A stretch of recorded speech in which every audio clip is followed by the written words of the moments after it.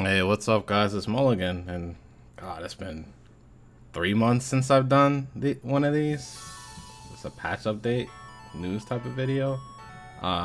Anyway, patch 1.23 is live as of a couple hours ago from the time of this recording, anyway. But we got some founders packages added to the game, some puzzles, and a couple card changes, which the card changes are the meat of what's going on, of what's going to be in this video, and just what's going on with the patch in general. But I just want to jump right in because I mean there were a couple of bug fixes to some cards.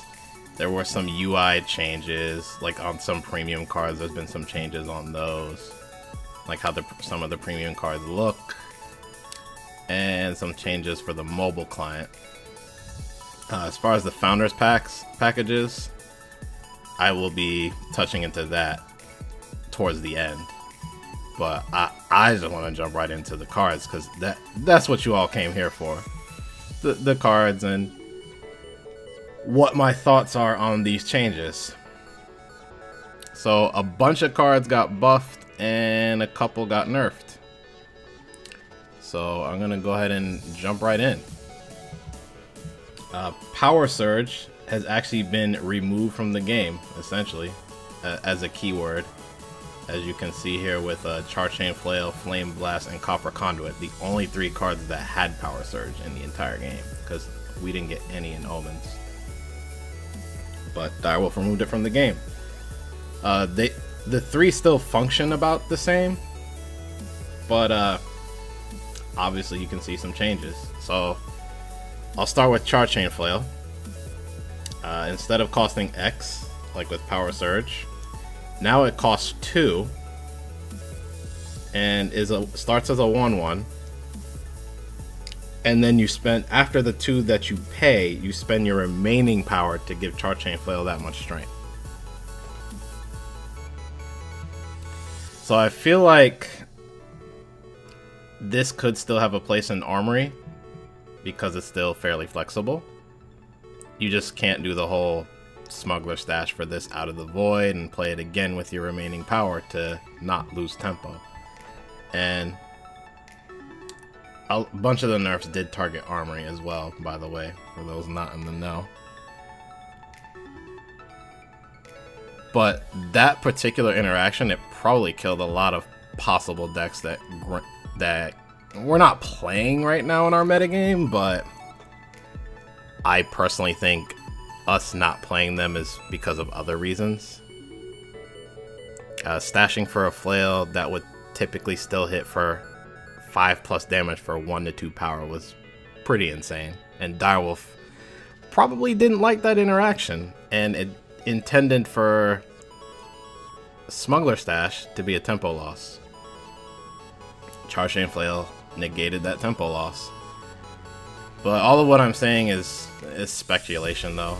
I don't know the inner workings of Direwolf's design decisions. I'm just trying to give reason as to why they do what they do, rather than just sticking to the player's metagame mindset that people always fall into. But anyway, that's another topic for another day. But I will say that often when it comes to nerfs and buffs and CCGs, the metagame that we play in is usually not the reason for the nerfs or buffs cards receive. And the sooner players realize that, the sooner we can start thinking more critically on why certain card changes happen. But back to Flail, it's still flexible enough. Other decks that ran it will likely not be affected too much, as they weren't bringing it back from the void. I think it's still an okay card. So Flame Blast, same deal here. Initial cost is 2 now, 2 power. You deal 1 damage, and then you spend your remaining power to increase that damage dealt by that much. People have been saying this is a major nerf, and I don't exactly understand why. I mean, it deals 1 point of damage less at the end of the day, since there was no recursion going on with this card in any constructed deck. It was always a one and done deal. Yes, combat math, it gets trickier, and setting up multiple turns for lethal will take more thinking and effort, which is a good thing. You should be doing that if you're playing this card anyway, whether it's in aggro or something like Praxis midrange. But moving on to Copper Conduit. Same deal here. Initial 2 cost, starts as a 1/1, still has Overwhelm, and then you spend your remaining power to give Copper Conduit that much strength and health. Now this might start getting cut from some time-based mid-range decks.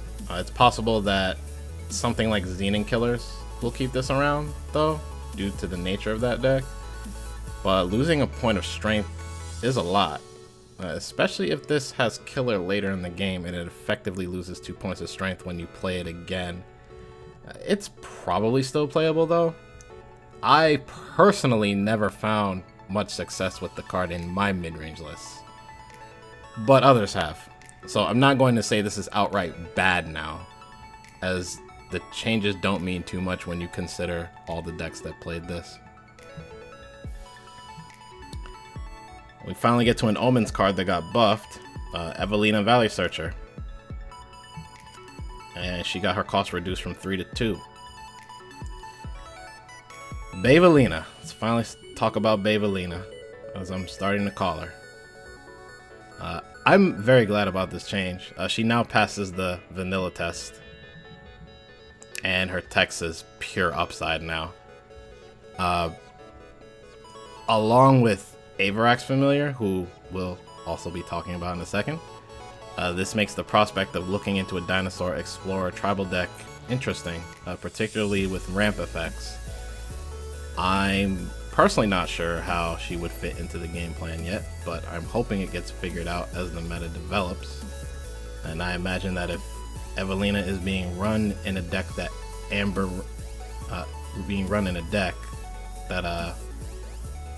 Amber Ring is going to be part of that equation somewhere, as there aren't a ton of playable explorers otherwise.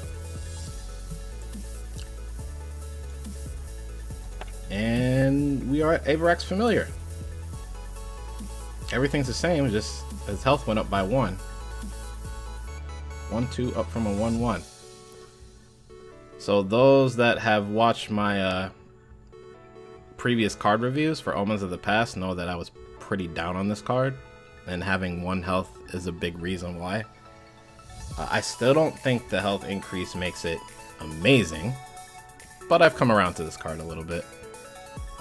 Now we have to consider what ramp strategies in general this would be good in.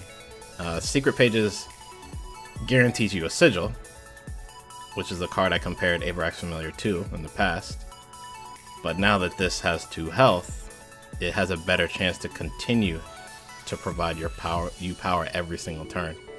Unlike Secret Pages, which only does that once. So along with the Evelina buff, it's possible Direwolf wants players to really begin exploring the dinosaur ramp decks. There's a lot of cost reduction cards in that space.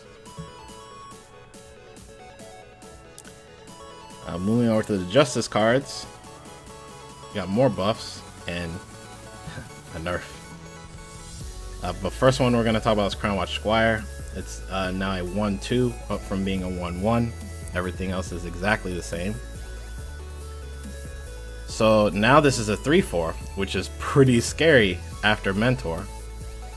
Once the ultimate procs anyway. And a 4/5 that's ready to go by turn 3 with Sparring Partner. That sounds really scary. Direwolf, I think, really wants us to play with Mentor decks sporting this card, it seems. The extra health is welcome, since the biggest drawback of Mentor is losing an attack with that unit for a turn, as well as losing a blocker.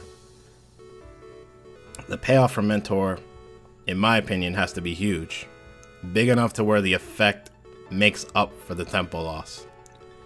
I don't know if the extra health gets this to that point, but it certainly is closer, if nothing else. And this also doesn't get popped by Vara's favor anymore if your opponent went first. So now we get to the big one, the big nerf, the one everyone's been talking about, Inspire. It has had its cost increase from 1 to 2. This one, everyone's been talking about for Armory in particular. Honestly, in my opinion, Inspire was always a throw-in card in other decks because those decks don't have anything better to do on turn 1. So they can finally take this card out and run something else. Inspire was a pretty key card in Armory, however. It doesn't look like it when you look at the effect on its own. But Inspire gave Cycle to a deck that is pretty starved for raw card draw compared to other mid-range control decks. The buff was just a bonus, but it did advance Armory's game plan. This going to 2 basically takes it out of the deck. Turn 2 is spent playing Recano Artisan to set up your future weapons or playing Quarry to filter your draws further. And Inspire at 2 pales in comparison to either of those. We lost one of the few decent turn 1 spells in this game, and there isn't really a direct placement at 1 cost for Armory. There's Temper, Sabotage, and Protect if you want a 1 power spell, and none of those sound great.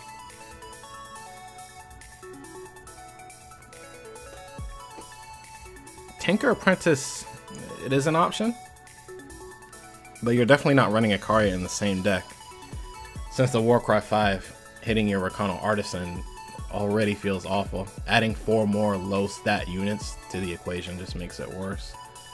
It doesn't look good for Armory, but I am holding out hope it can survive this wave of nerfs. It's a unique playstyle, and to this day I can't understand the hate that some people have for it.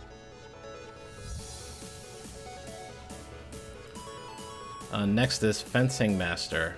The only change to her was that she got one of her influence costs reduced. It used to require double justice. Now she just requires 1 justice. So the double justice cost this used to have, to me it always felt a bit too restrictive. I still think this is an interesting 3-drop, but will only fit in specific Kuru decks looking to take advantage of stun with stuff like Permafrost and Peacekeeper's Prod. Maybe even Jaral's Frostkin.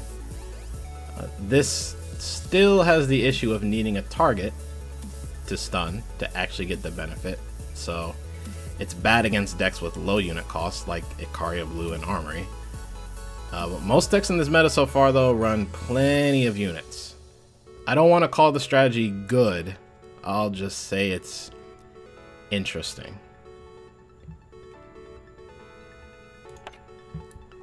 So next is Watcher of the Big Ones.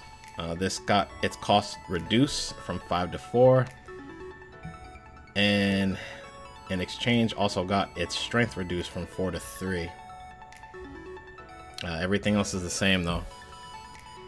The situation on this one I think is a bit weird, because on the one hand, this being cheaper and dodging Vanquish is great. A 3/6 stat line is still amazing.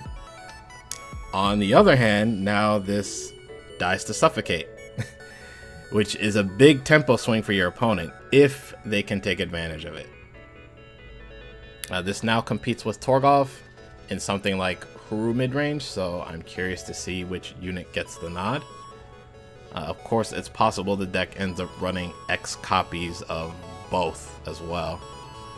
4 cost could also mean that more aggressive Huru decks will want this card too as their top end.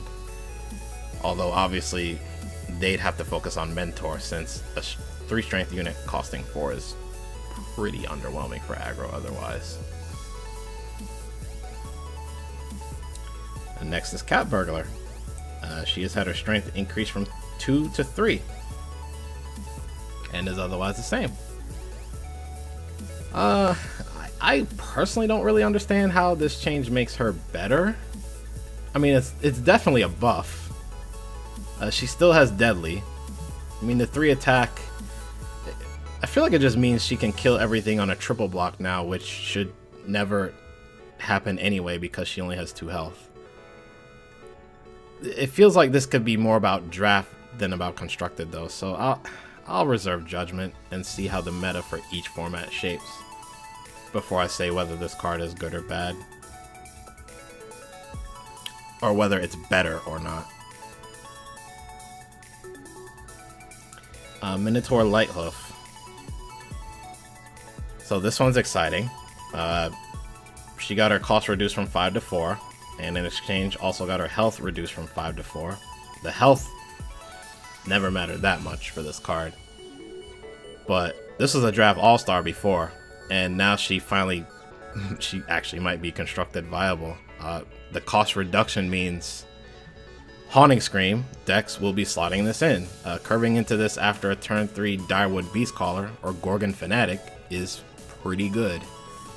Haunting Scream's biggest problem, aside from the obvious void hate from Steward of the Past and Statuary Maiden, is opposing blockers if they can't get rid of them. Particularly Sandstorm Titan, since it grounds all flyers, which is how Scream decks typically make their living. But giving your key units unblockable for a turn, it kind of helps alleviate that. Scream decks, they still might not end up being viable though, despite a few Omens cards helping them out a bit. But this certainly helps. So now we're getting over to the multi-faction changes. First up is 8 of the Huru. It is literally the same, except instead of drawing you 2 cards, now it draws you 4 cards. And I am disappointed in this change. The reason why no one plays this card is the 12 power cost, which is way too high for use in constructed play. I still don't think this even justifies use with Westwind Herald to cheat the card out for free from the Void. It would have been really nice to reduce the cost if Direwolf really wanted to make this a playable card in more standard control decks in these factions, like Ikaria Blue and Huru Control. If this costed 8, I know many others would consider playing it, and at 7 it would have been absolutely playable. At 12 currently it's just sad. It's just not playable, even with the buff to the card draw.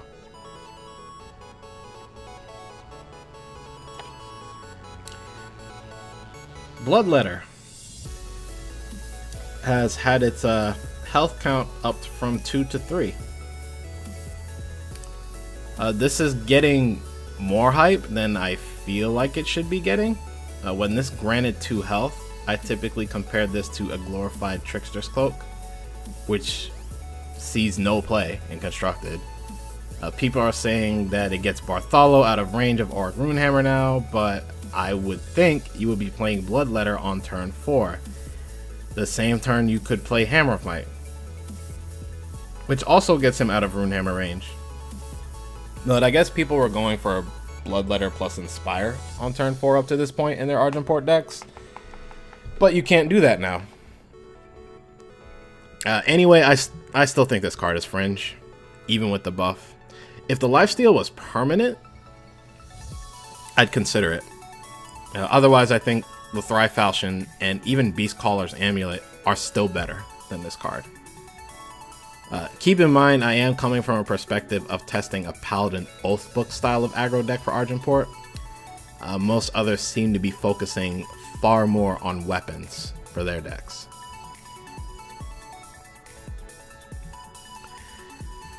The other big one, though not quite as big as Inspire, is Smuggler Stash. It had its cost increased from 5 to 6. This doesn't seem too bad at first glance, but 1 cost increases have taken nerf cards right out of a metagame before in other card games. I expect people to reduce the number of copies they normally would run in their attempt to rebuild their Armory decks.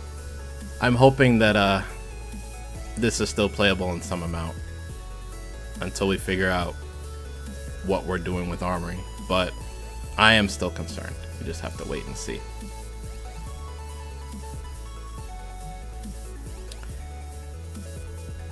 Next is Blood Call Invocation. Got its cost reduced from 2 to 1. This seems like an interesting change. The reason for the cost reduction has to be in order to make more interactions possible in a given turn, since this card wasn't exactly expensive to begin with.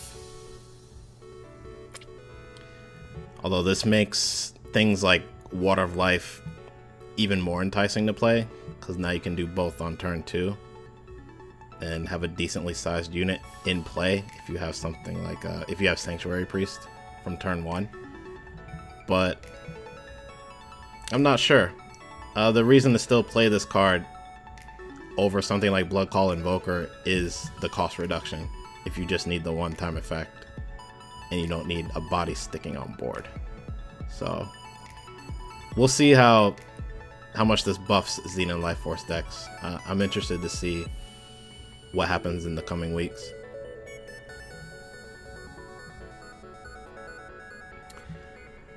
The third actual big one is Banish. Got its cost reduced from 4 to 3. So a lot of people are considering playing Xenon now that this costs 3, which kind of annoys me, because even at 4 cost, the card was good. It's weird how 1 cost reduction on a removal spell, of all things, can get so many people interested in trying an entire faction. Anyway, though, I will say it's funny that this is now 3 costs, because I mentioned in my spoiler review of this card that I would have liked for it to cost 3, but that might make it a pushed card. We'll have to see if it's actually pushed in the coming weeks. If the meta so far is any indication, it probably won't be. It'll just be a good card, which it always was. And I am glad that people are finally looking at Xenon Control as a viable option to play in Constructed, which should have been happened, to be honest, because it was always a good deck. It's just sometimes it takes a while for people to catch on to things.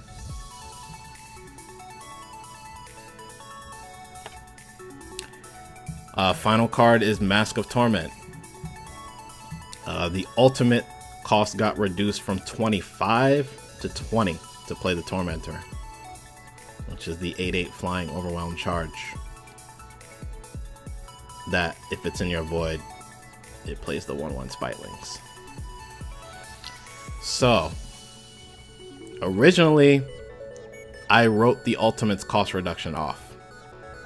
I still think this won't see play in your standard Xenon Control decks, as they operate much more like Big Combre or Feln Control as far as their game plan. I've personally found that with Xenon Control, it's easy enough to get to somewhere between 10 and 15 power in a given game. It just depends on the matchup. Usually in longer games you end up around there, but 20 is still too much for Xenon Control to reach. It's very rare when you get to 20 without some type of additional ramp help. However, I do think this makes a heavy Xenon ramp deck a possibility. I played Neon Xenon ramp list when this card was showcased as a preview card for one of the event modes leading up to the release of Omens. The deck surprisingly got up to 20 plus power without too much trouble, even hitting 25 on occasion. It wasn't amazing by any means. I only managed a 50% win rate with it in the event, but I could see the potential.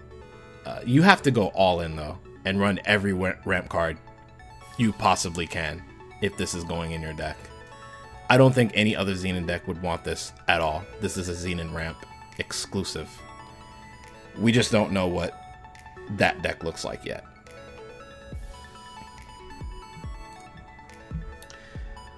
So those are all the cards that were either buffed or nerfed.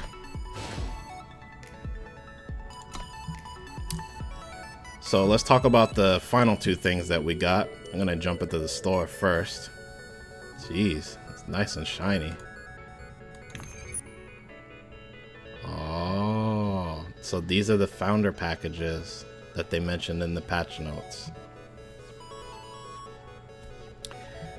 So anyone can purchase the Malat and Nakova, this is basically just a premium avatar that you see in game while you're playing games against people.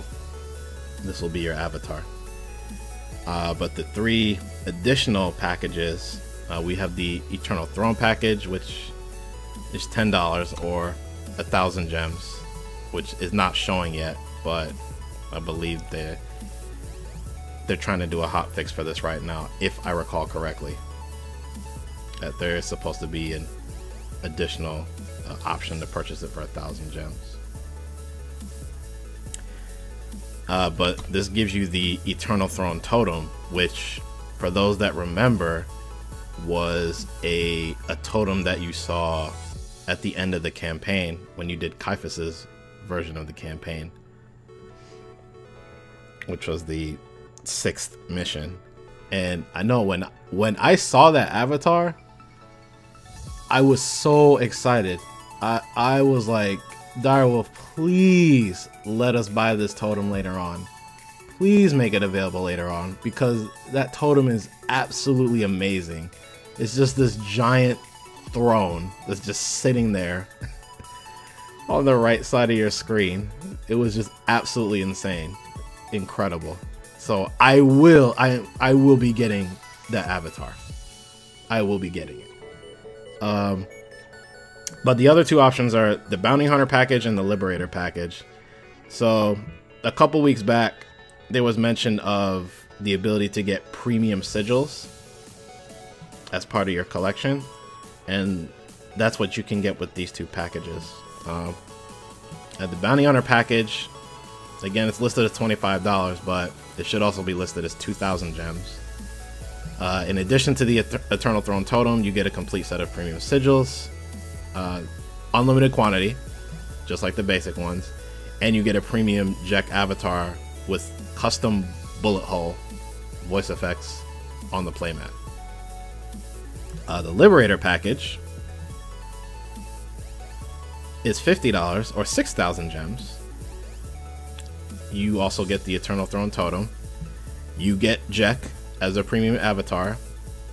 You get the complete set of premium sigils, just like in the Bounty Hunter package. But this package also adds Icaria as a premium avatar. And you get a custom Valkyrie wing voice effects on the playmat. So, right now I'm kind of aiming for the Bounty Hunter package. This might be a little pricey for me. I know it's not pricey, but I'm probably just gonna get the Bounty Hunter package.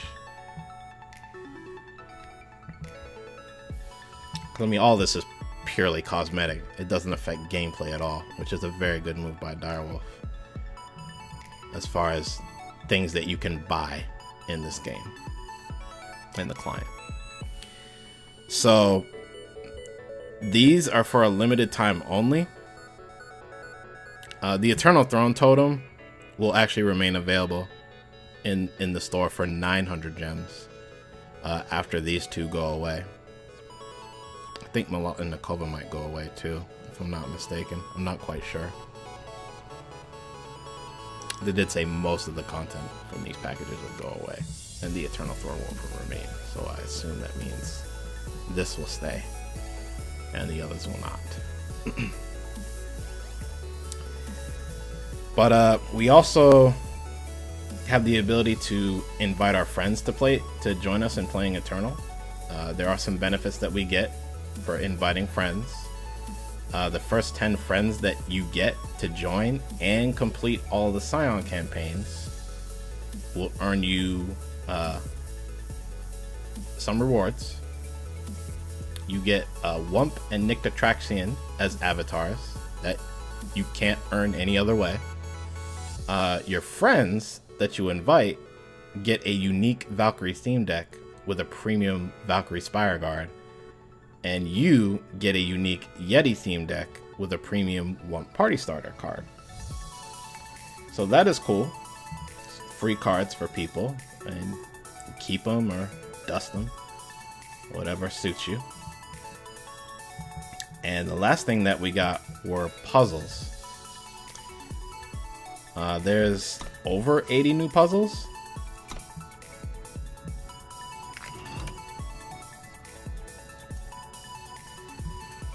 And they range in difficulty from learning how battle skills interact to more challenging brain teasers. And I was trying to find them in the client, but I don't see where they are.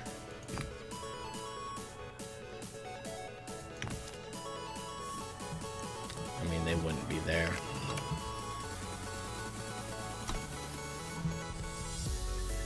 I was thinking they'd be in the glossary, but maybe not.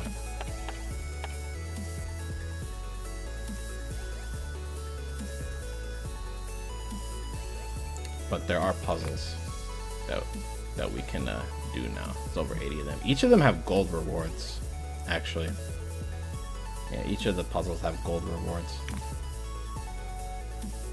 Is it under achievements? Yeah, 25 puzzles, 50 puzzles, and 75 puzzles. Actually, I think they're in the campaign, now that I think about it. Oh, they're in front of my face. It says puzzles. See? You see how many times I went right past it? Okay. Yeah, but these are the puzzles. You have to start with the basics first, which I did hear about. You had to start with the basics first, and then you could move on to the other puzzles. I think there's 12 sections of these that you do, if I'm not mistaken. But eventually you earn, it's not a ton of gold, but I think eventually you earn enough to do a draft, or close to enough to do one draft. So I think it's just a great way for people to just learn the game. It was kind of a nod to some of the player base wanted Direwolf to put some type of like rule book type of thing into the game, so they could specifically know how certain interactions work with certain cards. And I mean, we kind of got the glossary as far as how battle skills work that you can read up on, which some people are asking for that too, but people specifically wanted like a rule book of some kind that showed specific interactions with specific cards. So I'm glad that Direwolf basically listened to the community and did one better. They didn't just put a rule book, they just put it into puzzles that people could just try for fun, and then you just learn that way. So that's great. Awesome. But that is yeah, it's 12 sections of these, as I expected. But those are all the patch notes for the latest patch in Eternal. I'm pretty excited. I'm really interested to see how Armory is going to deal with these changes over the coming weeks. I think Armory's actually going to be okay. It just won't be this super strong deck that apparently is keeping a bunch of other decks out, as Direwolf has stated. But we'll see what happens. I'm excited. I am going to play some Eternal now. There's a couple new decks that I need to be playing. I've already started playing them, but I need to play them more. But hopefully you guys enjoyed this video. Hopefully you got something from my thoughts regarding the meat of the video, what I thought about the card changes.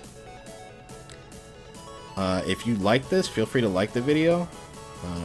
If you love the content and you're looking to see more from me, then I'd consider subscribing to the channel. I have more content coming down the pipe, and there's plenty of Eternal content that's already on this channel, so feel free to look around. I do things like Eternal Airs. If you want to learn from my misplays with specific decks. If you want something closer to a deck tech style of video, I do discussion pieces on what I've learned playing specific decks, usually after spending time with it for several seasons. But yeah, there's other stuff too. Highlights, tournament matches, although it's been a while since I've done one of those. But yeah, the usual stuff. But I do want to thank you guys for taking time out of your day to listen to my thoughts on the new patch, and I will see you all soon. Take care.